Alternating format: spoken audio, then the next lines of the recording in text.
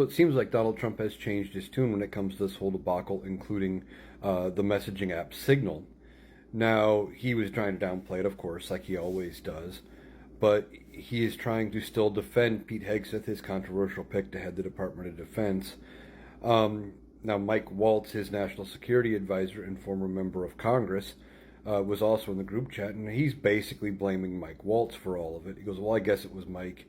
I always thought it was Mike." Well, no, you didn't always think it was Mike. You didn't even know about this group chat, until it got broke by the Atlantic. But you're not even so much worried about who's responsible. You're more worried about who was responsible for adding the reporter into the chat, not the chat existing. But he's kind of changing his tune, which is leading me to think that depending on how this shakes out, Mike Waltz might be the fall guy. Now, Donald Trump has not said he is going to fire Mike Waltz. He has said he's not going to as of yet, but we will see how that plays out. And Caroline Leavitt, the press secretary, tried to downplay the classified information as strategy information or something like that, basically using fancier terms for what it really was and trying to downplay the fact that it was classified military information being shared on these unsecure servers.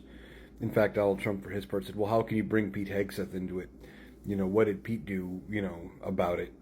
Basically trying to act like Pete was blameless, even though he was the one sharing classified information and he was involved in this group chat.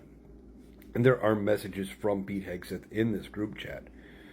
And I think it's telling, though, with this group chat that Donald Trump wasn't included and neither was Elon Musk.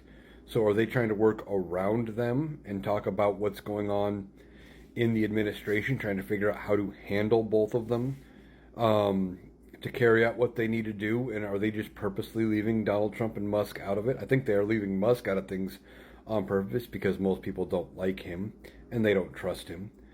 But they're leaving Donald Trump out of this as well. He wasn't part of the group chat. He didn't even know it existed or that they were using the Signal app until after the story broke in the Atlantic. So we will see where he ultimately lands. Donald Trump will probably change his position at least one more time, but he'll find a way to spin it to make it sound like he always believed whoever ends up being the fall guy was the ultimate person responsible, because Donald Trump can't be wrong.